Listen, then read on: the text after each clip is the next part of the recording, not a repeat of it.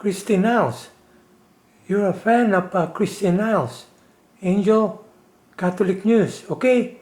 Let's watch her, okay? Let's watch her. God, very nice, okay? Here are today's top stories. Support is pouring in from all over the country for a Catholic football player.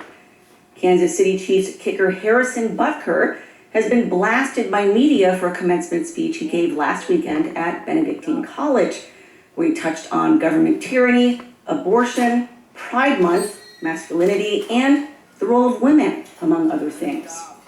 I can tell you that my beautiful wife, Isabel, would be the first to say that her life truly started when she began living her vocation as a wife and as a mother.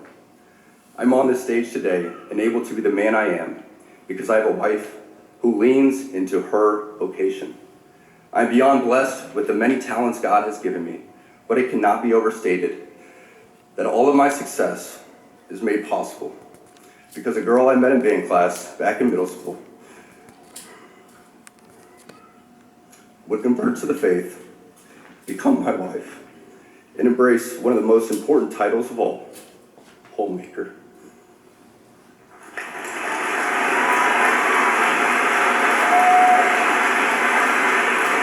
Leftist media blared headlines accusing him of sexism, homophobia, and anti-Semitism. The NFL issued a statement distancing itself from Butker, and a petition demanding that he be ousted from his football team has reached more than 200,000 signatures. He had an unlikely defender in actress Whoopi Goldberg.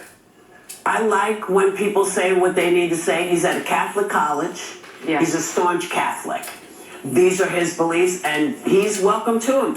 I don't have to believe him. Right. I don't have to accept them. The ladies that were sitting in that audience do not have to accept him. The same way we want respect when Colin Kaepernick takes a knee. Right. We want to give respect to people whose ideas are different from ours, because the man who says he wants to be president, you know who? Yeah. He says the way to act is to take away people's right to say how they feel. We don't want to be that. We don't want to be those people. So I'm okay with him saying whatever he says, and the women who are sitting there, if they take his advice, good for them, they'll be happy. If they don't, good for them, they'll be happy in different ways. Since his speech, his red number 7 jersey is among the NFL's top-selling apparel. Kansas City's official X account doxed Butker, revealing his private home address where he lives with his wife and children. After stern rebuke from the Missouri Attorney General, it deleted the tweet and apologized. To counteract Pride Month in June, a new initiative is urging Eucharistic adoration. Calling June Humility Month, the initiative is urging parishes to schedule holy hours in June, quote, for the repair and restoration of marriage and the family. While the secular world celebrates it as so-called Pride Month, for Catholics, June is the month devoted to the Sacred Heart. Learn how you can take part by visiting CatholicCaravan.org. That's CatholicCaravan.org.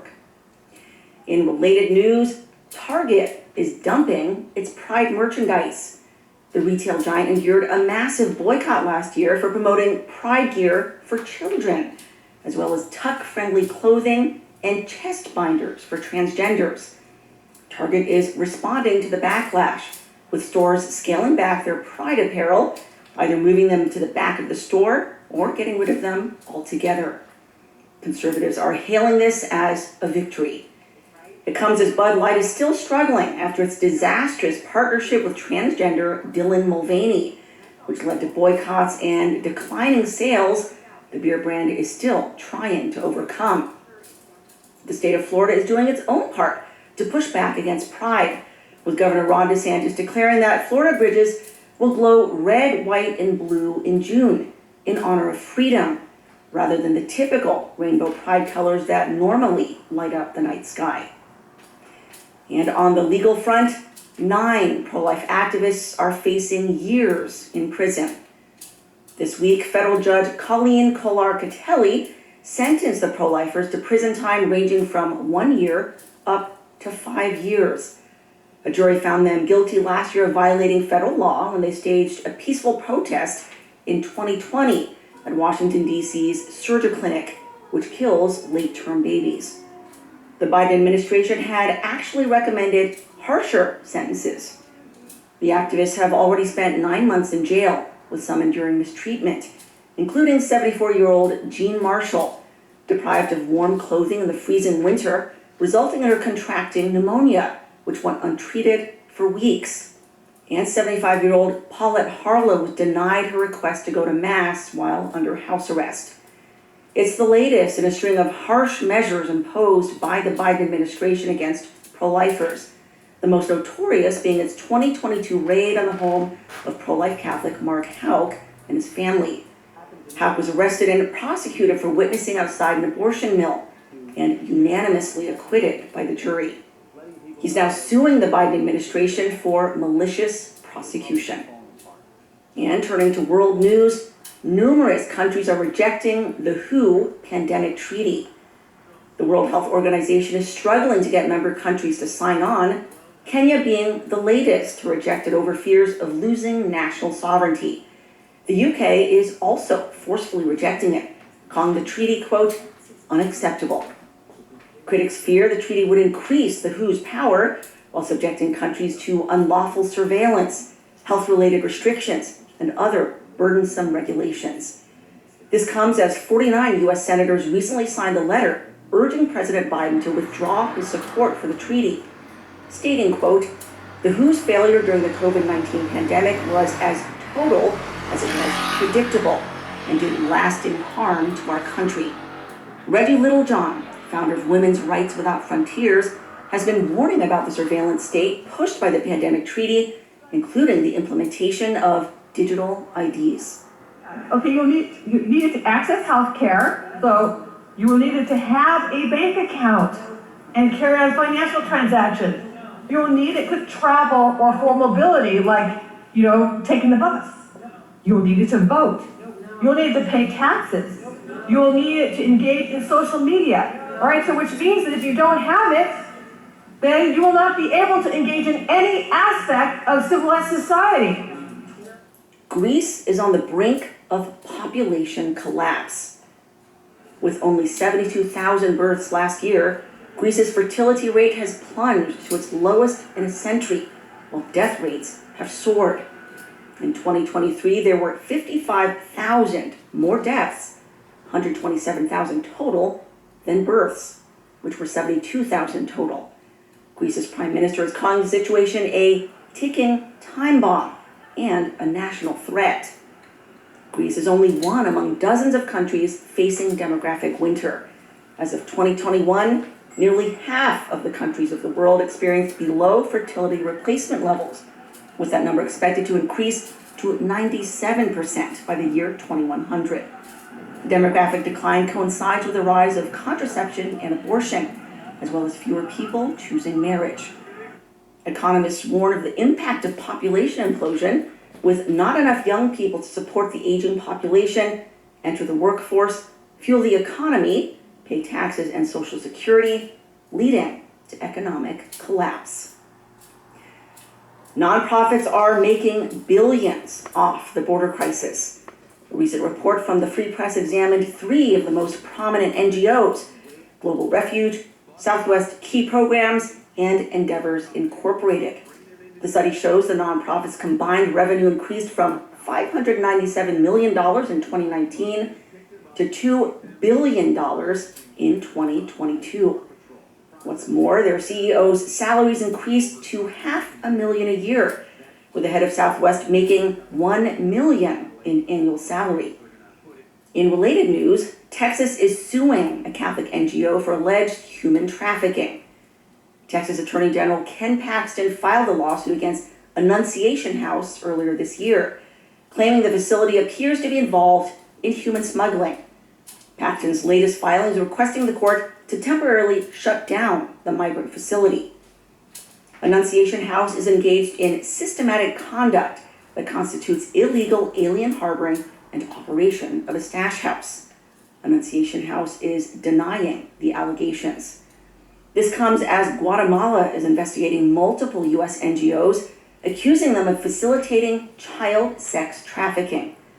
A letter sent last month from Guatemalan AG Maria Consuelo Porras to Paxton requested his assistance with investigating criminal reports filed in Guatemala alleging that unaccompanied minors are suffering sex abuse at the hands of U.S. taxpayer-funded nonprofits. Quote, these Guatemalan children have reportedly been placed in shelters and organizations throughout Texas under the guise of providing them with a family environment. Disturbingly, there have been reports and documented situations of sexual abuse in these shelters, which is a huge violation of the rights and dignity of these children. It's official. Social media platforms censored accounts because of pressure from the Biden White House. Earlier this month, the Committee on the Judiciary released an 800-page report titled The Censorship Industrial Complex, how top Biden White House officials coerced big tech to censor Americans, true information, and critics of the Biden administration. It includes multiple examples of the government pressuring Facebook, Twitter, YouTube, and Amazon to silence critics of the pandemic measures. For instance, an email from Facebook CEO Mark Zuckerberg asks Facebook executives, can we include that the White House put pressure on us to censor the lab leak theory? Rob Flaherty, Biden's director of digital strategy, was grilled by Republican Representative Jim Jordan, among others, earlier this month. Mr. Flaherty, when the Biden administration told Americans that the vaccinated couldn't get the virus, were they guessing or lying? Congressman, I think first of all, it's important to remember my role in this discussion, which is as a communicator on behalf of You work for the Biden administration, your assistant to the president. It's a simple question. When they told the American people that if you get the vaccine, you will not get the virus, was that a guess or was that a lie?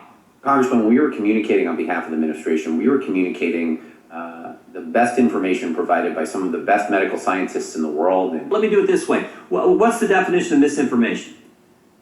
Congressman, certainly there's different and varying definitions of mis and disinformation. At the end of the day, the platform. Tell me the difference. Tell me what misinformation is. Misinformation, saying something that's not accurate. Disinformation, saying something that's not accurate with the intent to mislead. Right? That sounds right to me. You agree, Mr. Seligman? That's the common definition in the misinformation industry out there? Yes, my understanding. Okay, that's the definition. So now, Mr. Floyd, how about this question? When the Biden administration told the American people that the vaccinated couldn't get the virus, was it misinformation or disinformation?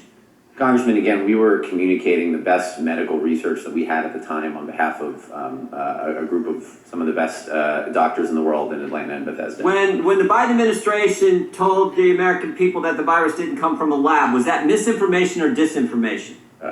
Congressman, again, I can't speak to the When the Biden administration said that masks work, was that misinformation or disinformation? Again, Congressman, we were When the White House said there was no such thing as natural immunity, was that misinformation or disinformation? again, Congressman, I am not a medical expert, And speaking of censorship, a popular comedian is complaining of PC policing.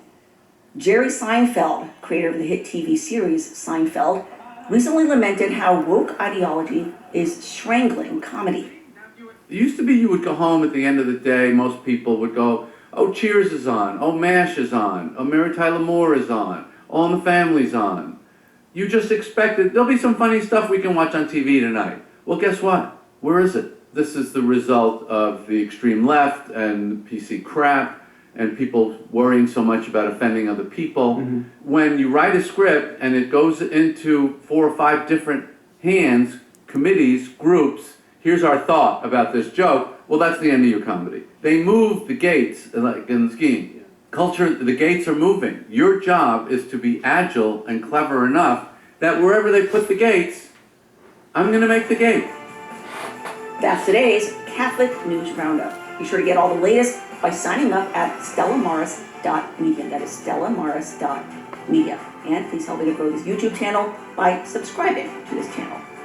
Thank you so much for watching. Until next time, I'm Christine Niles.